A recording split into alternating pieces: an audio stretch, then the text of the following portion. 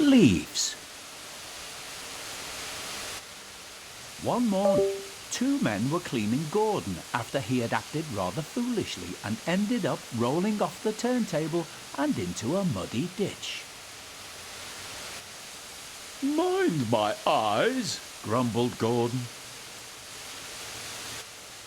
"Have you ever seen so much mud?" said one of the cleaners. "No, I haven't," said the other. "You ought to be ashamed, Gordon, letting yourself get so dirty." "Bah," thought Gordon. "I don't have time to worry about my appearance like some engines do." The hosing and scrubbing suddenly stopped. Gordon opened his eyes, but quickly closed them again when he saw who was standing in front of him. "Wake up, Gordon," said Sir Topham Hatt, "and listen to me. Given your recent behaviour, I've decided that you will pull no more coaches until you prove to me that you can be a really useful engine. Perhaps pulling trucks for a while will teach you a lesson." "Yes, sir," said Gordon quietly. So Gordon had to spend his time pulling and pushing trucks.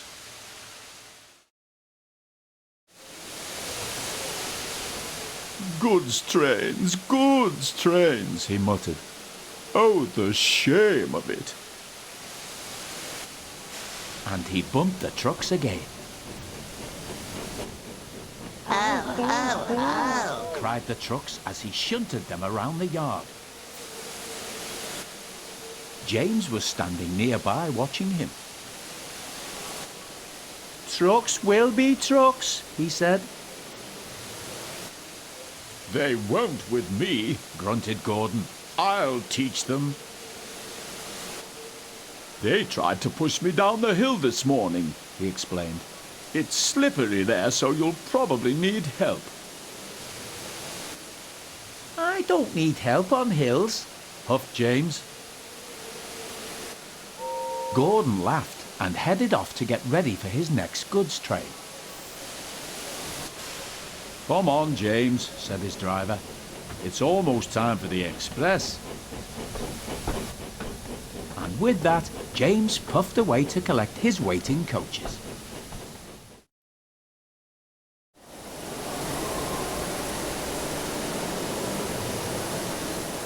The guard soon blew his whistle and James puffed away. Come on," he puffed to the coaches.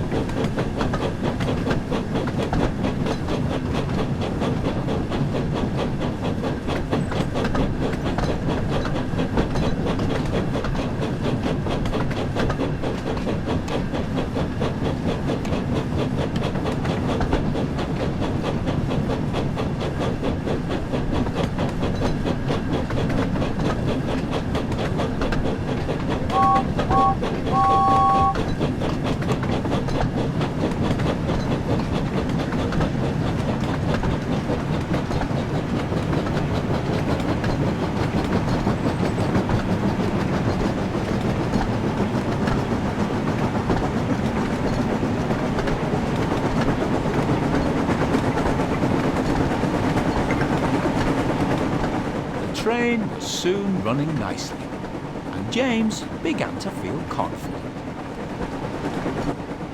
Slippery hills indeed. I don't need help, he puffed.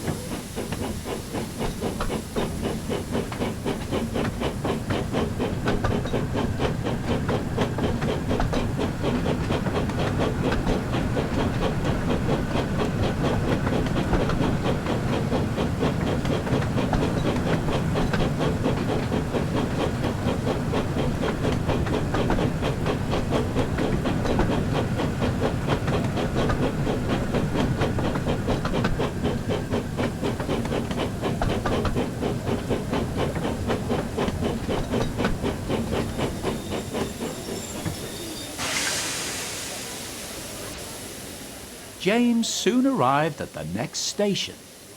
He was feeling very pleased with himself, but he kept thinking about what Gordon had said. "I'll show Gordon who needs help on hills," he said to himself.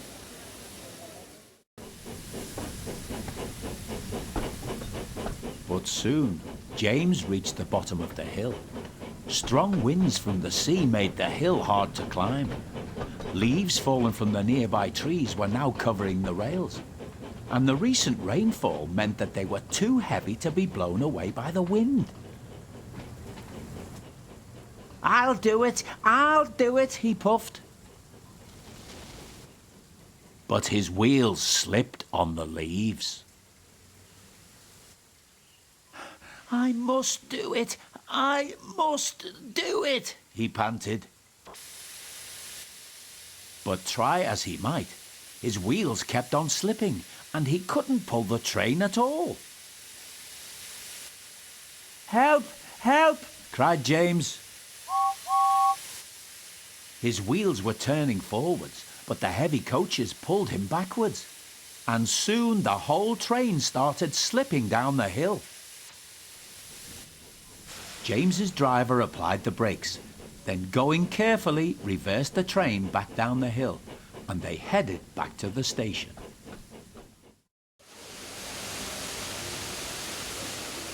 When they arrived, they found Gordon waiting, who had seen everything. I thought you said you could climb hills, he chuckled. James didn't answer. He had no steam left to say anything. Ah, well, we live and learn, said Gordon. Never mind, little James. I'm going to push from behind. Whistle when you're ready.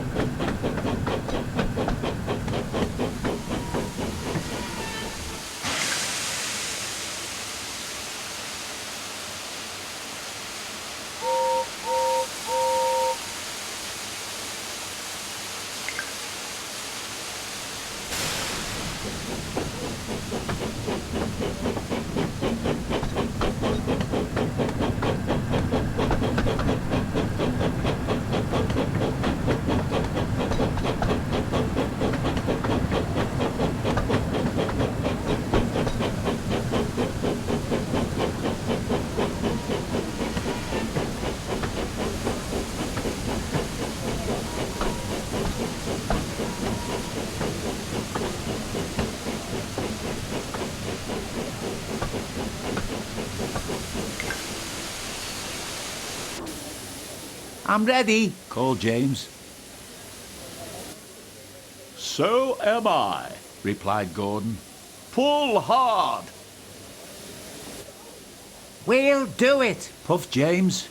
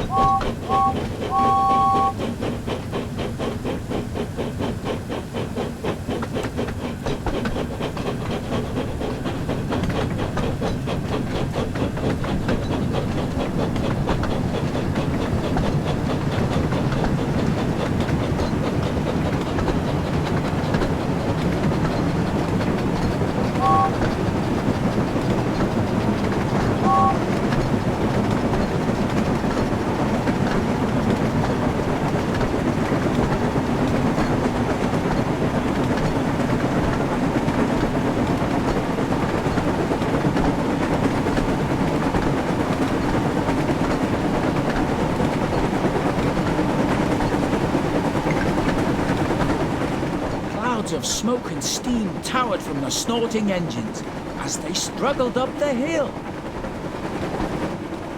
"We can do it," puffed James. We will do it, puffed Gordon. Finally, the two engines reached the top. We've done it! We've done it! They puffed. The two weary engines were puffed out, but they continued onwards to the next station.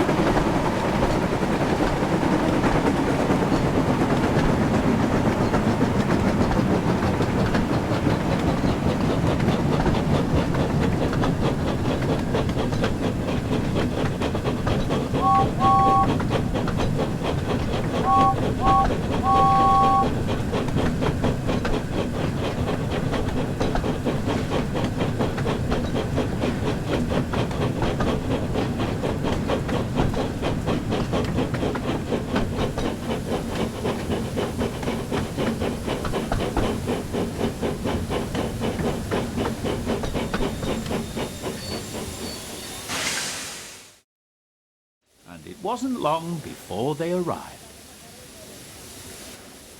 "Thank you, Gordon," whistled James. Gordon whistled goodbye as he watched James puff away. Then slowly he trundled back to his waiting trucks.